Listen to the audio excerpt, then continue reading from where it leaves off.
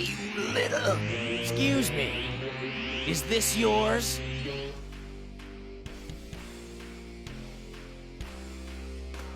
Number 10, please hold. Goku has a real knack for fashionably late arrivals, though even that's not as rude as completely ignoring the house guests. Oh, are these guys friends of yours? Sorry about that. They were fun to fight for a while, but they all met the same fate in the end.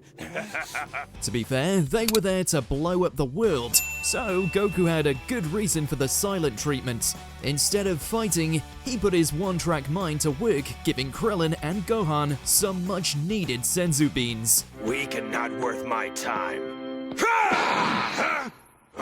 Nappa wasn't too pleased about it, but once Goku was finally ready, the bold Saiyan quickly learned he was better off being overlooked. A quick Kaioken and a broken back later, all Nappa did was get a little dust off Goku's gi.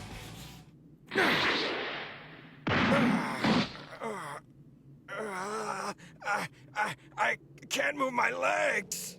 Wow, Goku, I think it really hurt that guy. Number 9, defrosted.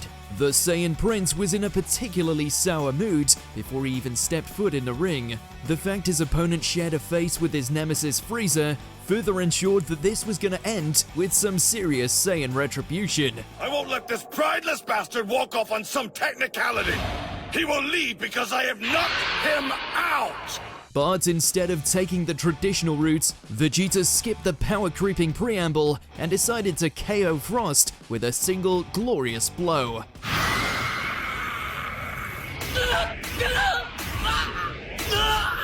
It's hard to feel too bad for the villainous Frieza knockoff, especially since Vegeta doesn't always get to look this cool. It just goes to show that, even between universes, Saiyans sure know how to hold a grudge. The winner, contestant Vegeta! Number 8, Buu Bites Back.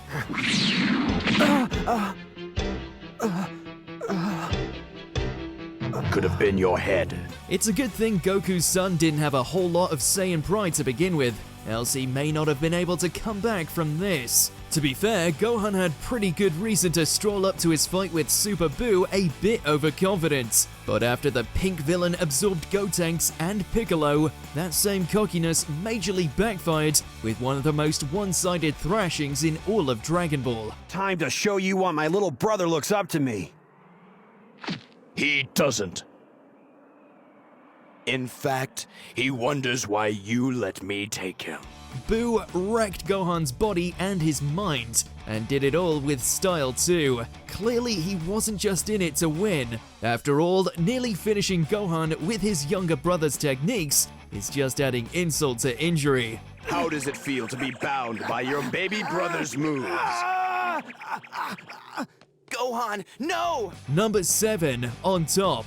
Universe 11's mustached Pride Trooper was a menace even before he decided to become a god. Once he did, the only thing 17 and Frieza could do was run and pray to Shenron that Top didn't find them. I suppose the only way to find out is to put him to the test. With his invincible coating of Hawkeye, nothing the Z-Fighters threw at him left so much as a scuff mark. At a certain point, it's almost pitiful to watch. Oh man, so he can cut through the ring like butter and make himself freaking invincible? Unfortunately, Frieza's never been one to go down quietly, and that came back to bite him when Top nearly crushed his skull like a grape. If that was any indication, the no-killing rule may have been the only thing saving Universe 7 from Top's wrath. Trash deserves to be tossed, correct? Number 6, a perfect battlefield. The biggest shame of this whole scene is that, even well into Z, Earth hadn't realized that it was best to leave the cosmic threats to Goku and company. Really is an amazing display as the entire royal military has assembled to stop this global threat. It is a sight that makes this reporter feel much at ease. So, in a useless and futile last effort, the royal military lined up tanks, battalions, and missiles to deliver one hell of a light show. Except to Perfect Cell, that's all it was. And he made cleanup rather easy by exterminating them all with a single flick of his wrist.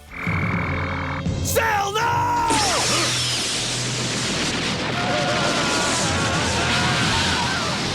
The cybernetic foe had already marked the planet for destruction, so really, the whole operation only succeeded in giving him a quick stretch before the Cell games began. Now that was amusing.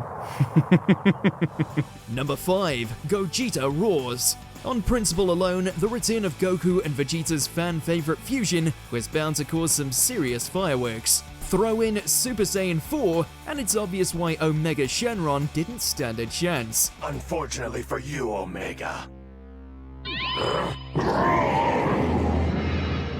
Wow, he never even touched him. Case in point, it only took Gogeta one look to win, and that's no exaggeration. Just his stare was enough to send the Shadow Dragon flying. So, as the most powerful being the franchise had seen that far, the fusion decided to have a bit of fun. Feeling a little bit sore, are we?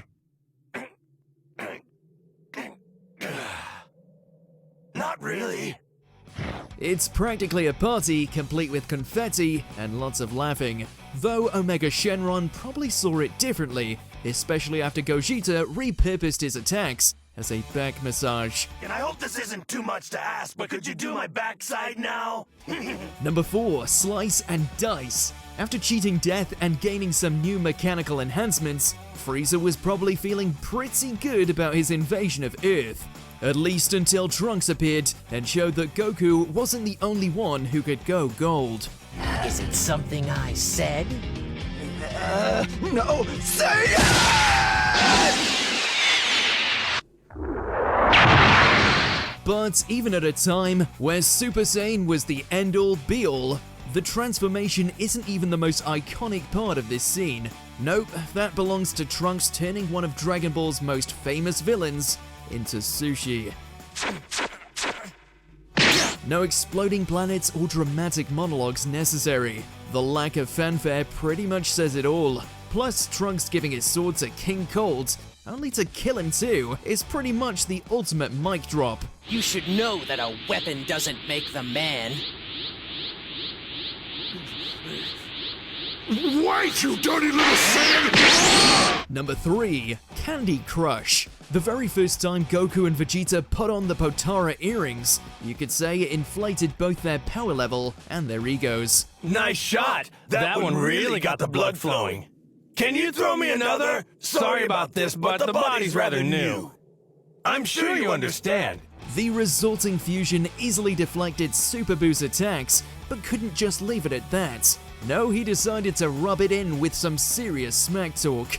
And the worst part is that Vegito hadn't even powered up yet.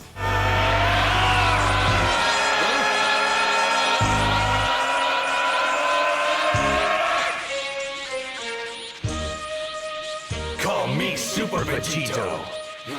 Once he does, Super Buu pretty much becomes a super punching bag, and that's putting it nicely. Though even all that pales in comparison to the humiliation of losing to Vegito after he's turned into candy. Well, this is getting boring. It's time to finish things up. You think it's that simple? Wake up! Truly, there's no coming back from a defeat at the hands of a glorified jawbreaker. Number 2, Just a Finger. For today's training, we're going to spice things up. I want the two of you to try attacking me at the same time. The two Saiyan stars of this franchise have gone up against androids, demons, and even literal gods. But they finally met their match in the form of Whis. Of course, Goku's not strong enough either. I'm not? Oh, no, not by a long shot, but the two of you together might at least be decent enough to make it instructive. Or more precisely, his finger, since that's all it took to block Goku and Vegeta's combined assaults. Though given how much the duo struggled to land a hit period, the fact they made the Angel block at all is a victory, at least assuming he didn't stop their blow just to show off. Okay, boys, I think we're done for now. Either way, it was a humbling reminder that Whis was still in a completely different league from the Saiyans. Hey, maybe one day they'll get him to use a whole hand in a fight. Number 1, Nap Time. With the entire cosmos at stake, the multiversal Tournament of Power pushed its competitors to their absolute limits. Well, except for Jiren. You can take it from here. The fighters who hope to challenge me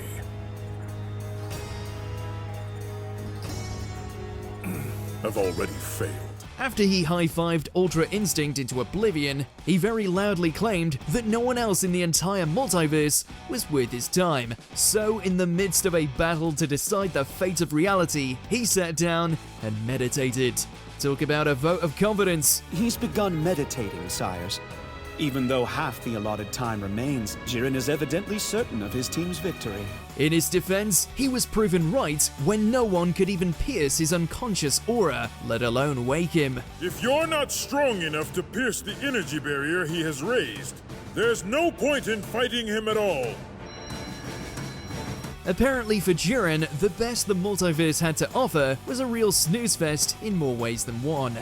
Did you enjoy this video? Check out these other clips from WatchMojo and be sure to subscribe and ring the bell to be notified about our latest videos.